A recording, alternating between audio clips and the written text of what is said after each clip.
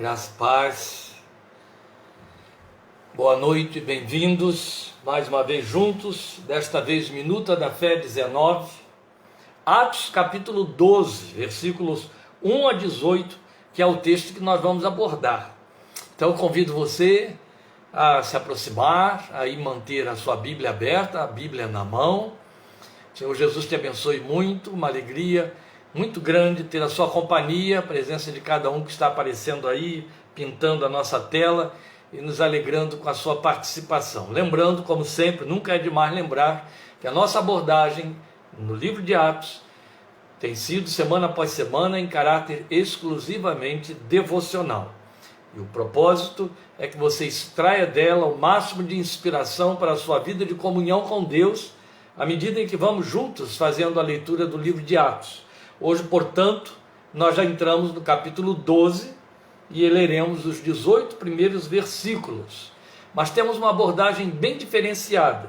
E porque a abordagem será bem diferenciada hoje, ainda mantendo o nosso cunho devocional, eu chamo a sua atenção para o fato de que a leitura, a sua atenção à leitura do texto hoje é imprescindível. Por uma razão muito simples, é pela forma como vamos, eu disse que é uma abordagem diferenciada, pela forma como vamos fazer a abordagem da narrativa de Lucas em Atos 12, de 1 a 18. Porque essa abordagem vai ser diferenciada, como eu vou mostrar agora, eu vou lhe explicar. É importante que você preste bastante atenção à leitura do texto. Por isso eu sugiro que você não fique na dependência apenas de me ouvir lendo, mesmo porque eu vou estar lendo na Nova Versão Internacional, que pode não ser a sua, ou com a qual você não esteja habituado. E então eu gostaria que você acompanhasse a leitura. Se possível, aí no seu celular, Bíblia na mão, você abrisse a sua Bíblia aí, abrisse o seu espaço de leitura em Atos 12. E você fosse acompanhando a leitura de 1 a 18, para que você não perca nada. É muito importante. E agora então eu vou explicar que a abordagem diferenciada é essa que estará sendo feita para que você entenda por que é importante que você acompanhe a leitura peripasso aí do texto de Atos 12. Veja, a história que nós lemos, que vamos ler agora, que estará sendo lida no capítulo 12, como é claro, em todo o livro de Atos, foi narrada por Lucas, que a ouviu de alguém. Com toda certeza, ele a ouviu de alguém. Como em todo o processo das suas composições. Lucas sempre teve esse cuidado, e ele diz isso no seu evangelho, de fazer pesquisa minuciosa, apontamentos, ouvindo testemunhas oculares dos fatos, reunindo documentos, e por aí vai. Então é bastante ler o prefácio do evangelho que leva o seu nome e examinar de forma comparativa o seu texto aos outros dois evangelhos, Mateus e Marcos, para você se certificar disto. E certa ocasião, isso não tem mais do que 2 anos, se chega a 2 anos, eu tive a oportunidade de fazer uma transcrição deste texto de Atos 12, de 1 a 18, dessa narrativa aí. Eu coloquei a narrativa sob a ótica do próprio Pedro, que é o protagonista dela, como se Pedro nos reportasse a história de viva voz. Então, tirando o fato de que eu fiz edição adaptativa para atender a esse propósito, a minha reprodução não difere em nada do texto sacro, claro que não, apenas o parafraseia, como é a liberdade natural até de quem está pregando sobre um determinado texto, e aí lhe dá a pertinência pretendida na hipótese do outro narrador, que no caso seria Pedro e não Lucas. Foi apenas esta mudança que eu fiz, mas é evidente que faço uma edição aí em cima. Por isso é importante você acompanhar com atenção a leitura do texto de Atos. Na verdade, Lucas deve ter ouvido a narrativa de forma bem próxima a essa que a gente vai fazer aqui. Quem sabe da parte de João Marcos, sobrinho de Pedro, a quem o Lucas provavelmente conheceu numa das viagens com Paulo. Então eu vou fazer uma releitura do meu texto, desse texto de Atos 18, de Atos 12, daqui a pouco. Vou fazer essa releitura. Então primeiro vamos ler o texto, conforme foi narrado por Lucas, depois eu faço uma releitura com a hipótese de ter sido uma narrativa de Pedro, por aí, para ser fiel ao nosso propósito devocional, é claro. Então é possível que, para manter essa fidelidade ao propósito, eu faça algumas interrupções ligeiras para aplicar o argumento, não garanto tanto. Portanto, se nós ouvíssemos a narrativa desse extraordinário milagre por boca do seu protagonista Pedro, ficaria um pouco diferenciado. Vamos então à leitura do capítulo 12 de Atos, de 1 a 18. Espero que você tenha me atendido e esteja acompanhando aí com o seu texto na mão. Então a leitura começa assim: nessa ocasião, o rei Herodes prendeu alguns que pertenciam à igreja, com a intenção de maltratá-los, e mandou matar à espada Tiago, irmão de João. Não era Tiago, líder da igreja de Jerusalém. Tiago, líder da igreja de Jerusalém, era o irmão de Jesus. Esse aqui era o Tiago, irmão de João. Vendo que isso agradava aos judeus, prosseguiu, prendendo também Pedro durante a festa dos pães sem fermento. Tendo-o prendido, lançou-o no cárcere, entregando-o para ser guardado por 4 escoltas de 4 soldados cada uma, 16 soldados ao todo, não é? Herodes pretendia submetê-lo a julgamento público depois da Páscoa. Pedro então ficou detido na prisão, mas a igreja orava intensamente a Deus por ele. Aqui está um dos pontos que eu enfoco na narrativa de Pedro, a suposta narrativa de Pedro. Mas a igreja orava intensamente a Deus por ele. Na noite anterior ao dia em que Herodes iria submetê-lo a julgamento, Pedro estava dormindo entre 2 soldados, preso com 2 algemas, e sentinelas montavam guarda à entrada do cárcere. De repente apareceu um anjo do Senhor, e uma luz brilhou na cela. Ele tocou no lado de Pedro e o acordou. Depressa, levante-se, disse ele. Então as algemas caíram dos punhos de Pedro. O anjo lhe disse: vista-se e calça as sandálias. E Pedro assim fez. Disse-lhe ainda o anjo: ponha a capa e siga-me. E saindo, Pedro seguiu, não sabendo que era real o que se fazia por meio do anjo. Tudo lhe parecia uma visão. Outra ênfase que eu estou dando na forma de ler, você já percebeu. Passaram a primeira e a segunda guarda e chegaram ao portão de ferro que dava para a cidade. Este se abriu por si mesmo para eles e passaram. Tendo saído, caminharam ao longo de uma rua e de repente o anjo deixou. Tão bonito isso aqui, não é? Deixa a sua imaginação acompanhar a leitura e a narrativa. É o que eu vou favorecer mais, fazendo com que essa narrativa pareça ter sido produzida pelo próprio Pedro e não por Lucas. Veja, tão lindo isso. Tendo saído, caminharam ao longo de uma rua e de repente o anjo deixou. Nós não sabemos qual era o comprimento dessa rua, mas a própria forma de Lucas colocar ao longo de uma rua nos faz perceber que foi a partir do momento que Pedro se deu conta: eu não estou sonhando, tem mesmo um anjo aqui e eu de fato saí da prisão, e eu estou do lado de fora, eu estou sentindo aqui o ar da rua, a noite fria, e aí caminha seguindo aquele anjo, quem sabe admirado, querendo saber em que momento ele vai me dizer o que vou fazer. E vai caminhando ali seguindo o anjo. Eu imagino que companhia extraordinária, uma experiência diferenciada da de Daniel, que ficou na presença do anjo dentro da cova. Aqui ele caminha com o anjo, bonito isso, o anjo caminhando com ele. Tente deixar a sua imaginação acompanhar isso aí, porque é belíssimo. Eugene Peterson sempre disse isso: a imaginação sempre tem de trabalhar com a fé, e a fé com a imaginação, porque isso enriquece ambas as coisas e nos torna mais sábios pela misericórdia de Deus. Continuando então, a partir do versículo 11.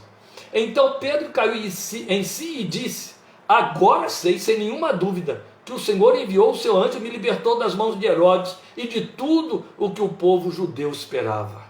Só a partir do momento em que o anjo deixou, aí ele caiu em si. Percebendo isso, ele se dirigiu à casa de Maria, mãe de João, também chamado Marcos, João Marcos, seu sobrinho, onde muita gente se havia reunido e estava orando. Como essa Maria é a mãe do sobrinho, eu coloquei na narrativa feita pelo Pedro a hipótese de que essa Maria fosse irmã de Pedro. Uma possibilidade. Pedro bateu a porta do alpendre e uma serva chamada Rode veio atender. Ao reconhecer a voz de Pedro, tomada de alegria, ela correu de volta sem abrir a porta e exclamou: Pedro está à porta. Deixou o coitado lá do lado de fora trancado. Eles, porém, lhe disseram: você está fora de si.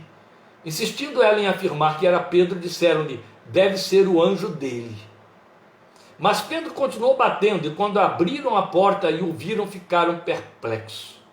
Mas ele, fazendo-lhe sinal para que se calassem, descreveu como o Senhor o havia tirado da prisão e disse: contem isso a Tiago e aos irmãos. Então saiu e foi para outro lugar. Veja, você perceba, o versículo 12 diz que ele bate numa porta da casa onde muita gente se havia reunido e estava orando. Eu dou ênfase a isso aí na releitura. Eles, porém, lhe disseram, versículo 15: você está fora de si. Insistindo ela em afirmar que era Pedro, disseram-lhe: deve ser o anjo dele. Mas Pedro continuou batendo, e quando abriram a porta e o viram, ficaram perplexos. Mas ele, fazendo-lhe sinal para que se calassem, descreveu como o Senhor o havia tirado da prisão e disse: contem isso a Tiago e aos irmãos. Eu fiz a releitura aí do texto. Então saiu e foi para outro lugar. Continuando agora então, de manhã, não foi pequeno o alvoroço entre os soldados quanto ao que tinha acontecido a Pedro. Fazendo uma busca completa e não o encontrando, Herodes fez uma investigação entre os guardas e ordenou que fossem executados. Eu avancei até o versículo 19, embora eu tivesse comprometido aí apenas até o versículo 18. Agora sim, nós vamos fazer a releitura, como eu lhes disse, colocando essa narrativa na boca do próprio Pedro, como se ele estivesse narrando a partir da sua experiência. E não a narrativa como Lucas a coloca para nós, tendo ouvido de terceiros, provavelmente, segundo suponho, de João Marcos. E aí muda. Você vai perceber que se nós ouvíssemos a narrativa extraordinária desse milagre, a narrativa desse milagre extraordinário, pela boca do próprio Pedro, protagonista, não pela pena de Lucas, nós ouviríamos algo próximo ao que vai se seguir aqui agora. Veja, Pedro estaria contando dessa maneira: nós estávamos entristecidos com a prisão e morte de nosso amado irmão Tiago, a quem Herodes mandou matar a espada como forma de nos intimidar e fazer recuar de nossa missão de fazer discípulos em cumprimento ao que o mestre determinara. Nos dias da festa que precede a Páscoa, o texto diz, dias do pão sem fermento, resolvi ir ao templo participar das reuniões festivas, tanto para encorajar os irmãos, quanto para provar aos nossos líderes religiosos que nos perseguiam, que nós não deixávamos de ser judeus por seguir ao Senhor. Mas, infelizmente, Herodes viu que o povo judeu o aprovou pela prisão e morte de um de nossos líderes, e resolveu prosseguir com esse plano. Então, de repente, fui surpreendido pelo tumulto que um grupo de soldados provocou, afastando as pessoas enquanto vinha na minha direção. Deram-me ordem de prisão. Consegui sinalar com a mão para que os irmãos que comigo estavam não se manifestassem, e de longe eles me sinalaram também que estariam orando por mim. Apontaram para minha irmã e para Marcos, meu sobrinho, e entendi que se reuniriam em casa deles em oração. Com muita grosseria, a soldadesca me levou à presença do rei, que procurou se assegurar de que eu era quem diziam ser. Confirmei, e ele declarou que eu estaria trancado a ferros até cessarem as festividades para me levar a julgamento público. Eu sabia o que isso significava. O povo ser alvoroçado e ouvido como júri, o que resultaria em inevitável sentença de morte. Mas isso de imediato me remeteu à memória do julgamento público de nosso Senhor, e meu coração se encheu de alegria e paz pelo privilégio de seguir seus passos na morte. E foi com esses sentimentos que me vi algemado a ferros, presos a uma parede que me deixavam muito desconfortável. Estou velho e as energias não são mais vigorosas, e essas algemas não me deixavam dormir. 2 guardas me ladeavam e outro tanto não paravam de falar e me achincalhar. Mas acabei vencido por um torpor de cansaço que me fez variar entre dormir e acordar, até que, cercado por intenso silêncio, percebi que os soldados e as demais sentinelas adormeceram e de fato dormiam profundamente. Pensei ter caído em sono profundo, porque pareceu de repente que o dia amanheceu, mas apenas dentro da cela em que me amarraram. E um homem começou a me fustigar o lado repetidamente, até que abri os olhos contra a claridade e vi que não se tratava de nenhum dos 2 guardas, que continuavam dormindo. Era uma pessoa de paz, de bem, que me disse a meia voz: depressa, levante-se. Mal tive tempo de pensar em como me levantaria sob o peso das algemas desconfortáveis, quando elas se desprenderam e caíram de meus punhos, como mágica. Fiquei aturdido pensando comigo: estou sonhando ou tendo uma visão como em Jope? Lá eu também ouvia uma voz.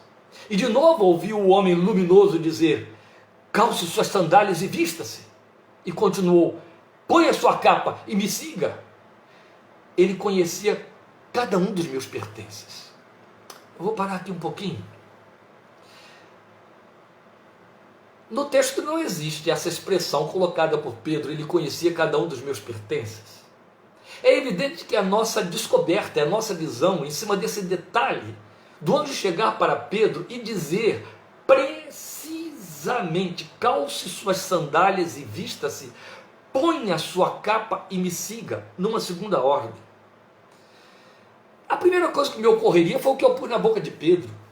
Ele sabe o que me pertence, o que eu tenho, o que eu uso. Ele conhece.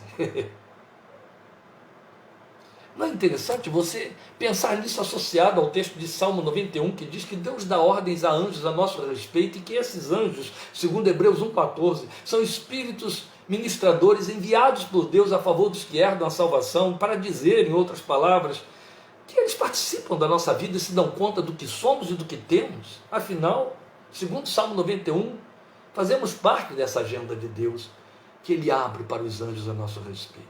Não é fantasia, está na Bíblia.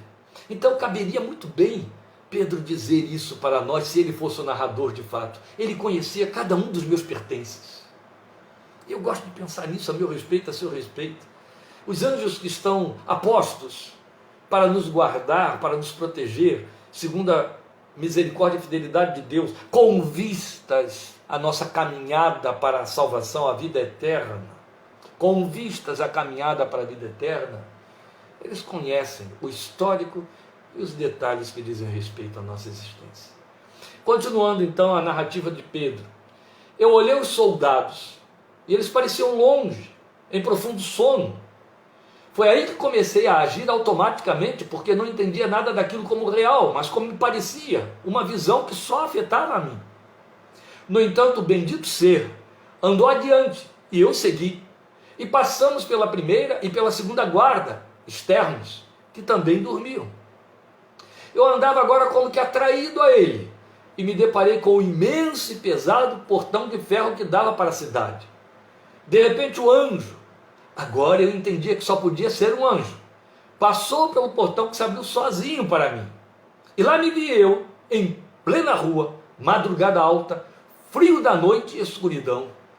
O anjo desapareceu tão fácil quanto surgiu de repente, depois de uma caminhada há algum tempo comigo por aquela longa rua. E então eu entendi que nada era visão ou sonho, mas realidade pura e clara. Eu estava livre da cadeia e em plena rua da cidade, e estava livre de Herodes, a alguns quarteirões da casa de Maria, minha irmã. A primeira coisa que me ocorreu foi: parece que o Senhor ainda precisa de mim por aqui. Ato contínuo, decidi seguir para a casa de Maria, já que não havia ninguém me perseguindo. E cheguei ali. Bati a porta, mas ninguém atendeu. Vi iluminação no interior e ouvi o que me pareceu o som de pessoas orando. No dia seguinte seria a Páscoa, e eu lembrei que os irmãos disseram que estariam orando ali. Prestei mais atenção. Encostei o ouvido e ouvi que de fato havia um grupo de pessoas em oração. Oravam por mim. Então comecei a chamá-los à meia voz: irmãos, sou eu, o Senhor me libertou, o Senhor ouviu já as suas orações. Porque me cortava o coração ver que choravam por mim, ainda abalados com o martírio de Tiago, por certo entendendo que eu teria a mesma sorte. Como eles não me ouviam, nem me atendiam, resolvi me unir a eles em oração pelo lado de fora, e ali mesmo, junto à porta, comecei a orar e agradecer. Percebi que alguém se aproximou da porta, interrompi a oração e saudei quem ali chegou. Mas a pessoa se afastou. Minutos depois, a porta se abriu e pelo lado de fora eu vi que na casa havia um grupo grande de irmãos que oravam. Todos ficaram surpresos, aturdidos. Alguém falou pelo grupo: pedíamos ao Senhor que enviasse um anjo para libertar você da cadeia. Quando Rode nos disse que ouviu sua voz à porta, alguém achou que o anjo solicitado a Deus veio até nós em lugar de ir a você. Mas Rode insistia em dizer que era mesmo você. E aí está, o Senhor seja engrandecido. Como isso aconteceu, Pedro? Então tive que detalhar o milagre, mas decidi não entrar, caso alguém viesse me procurar, e isso poderia comprometer tanta gente. Portanto, lhes disse que informassem disso o líder da igreja e demais irmãos, e saí dali depressa, deixando atrás de mim um grupo nada pequeno de irmãos que se regozijavam no Senhor e encontravam consolo da morte de Tiago no milagre de minha libertação. A conclusão a que cheguei é que o Senhor, que havia encerrado a carreira de Tiago, assim como a de Estevão, em cujas mortes consentiu, ainda não havia concluído a minha carreira. A mesma igreja que orava por mim havia orado por Tiago. Essa mesma igreja orou consciente de que podia submeter sua oração à vontade de Deus Pai, tal como Jesus ensinou. E isso foi o que aconteceu. É evidente, meus irmãos, que eu criei essa conclusão aqui, porque ela não está no texto, mas eu coloquei como se Pedro estivesse nos transmitindo de sua pena esta mensagem, porque é a que você pode depreender de toda essa narrativa de Atos 12, de 1 a 19. Tiago havia sido preso. Herodes mandou prendê-lo e mandou matá-lo, e ele foi morto. Isso abalou o povo, e isso encheu um séquito de seguidores fanáticos de Herodes de alegria, e Herodes gostou disso, e viu que politicamente era vantajoso. Vou matar mais um. E catou Pedro. E quando Pedro foi preso, a igreja, o texto diz, estava orando por ele o tempo todo, intensamente. A igreja se abalou e foi clamar a Deus. Senhor, perdemos Tiago. Senhor, dá-nos Pedro. Senhor, não deixes que Herodes cumpra o seu propósito na vida de Pedro como cumpriu na vida de Tiago, porque precisamos de Pedro. Eles não precisavam de Tiago? Claro que precisavam de Tiago. Mas eles viram que Deus consentiu na morte de Tiago. Viu que Deus consentiu na morte de Estevão. Viram? E oraram dizendo o quê? Foi da tua vontade que Estevão partisse. Foi da tua vontade que Tiago partisse. Se for da tua vontade que Pedro fique conosco, opera um milagre. A igreja dirigiu a mão de Pedro, de Deus, a favor de Pedro? Não. A igreja orou, sem saber qual a resposta que Deus daria. A igreja orou investindo seu desejo. É assim que o crente ora. É assim que o crente clama. Ele oferece a Deus a sua oração segundo sua necessidade, segundo a sua carência. Mas ele não dirige a mão de Deus, porque ele não entende como que a soberania de Deus resolve os fatos, porque ele vê além do nosso desejo. A verdade é que Deus libertou Pedro. E a igreja, com certeza, se regozijou com isso, aliviada. Mas ela sabia que o que aconteceu na libertação de Pedro não foi diferente do que aconteceu na morte de Tiago. O cumprimento da vontade soberana de Deus. Essa era uma igreja cristã. Essa não era uma igreja de Tiago, uma igreja de Pedro. Era a igreja de Cristo. E a igreja de Cristo e o povo de Deus se submete à vontade de Deus. Quando a vontade de Deus vem ao encontro da nossa, a gente se alegra. Quando a vontade de Deus parece contrária ao nosso desejo, então não vem ao encontro da nossa, a gente não se alegra, a gente fica triste. E aí o que Tiago, irmão do Senhor, nos ensinou? Está triste? Faça a oração. Está alegre? Cante louvores. Está triste? Ora. Você não entendeu? Ora. Porque o que você não entende agora, o Senhor disse para Pedro, esse mesmo Pedro em cuja boca pusemos essa narrativa, você entenderá depois. Não temos o poder de dirigir a mão de Deus, mas temos o dever de nos sujeitarmos à sua vontade soberana, porque só Ele é o Senhor. Nós somos os servos. Qualquer um que tenha dito a você que a igreja muda a vontade de Deus, foi usado pelo diabo. Só Ele é soberano, a igreja não é. A igreja é serva, a igreja é corpo, Jesus é cabeça. A igreja se submete. E porque ela se submete, ela aprendeu com o seu Senhor a orar dessa maneira. Mas não seja feita a minha, a tua vontade. Aqui está a minha vontade. Se for possível, que o cálice passe de mim sem que eu beba. Mas se não for esta a tua vontade, então eu vou ter de beber o cálice. Não seja feita a minha, mas a tua vontade.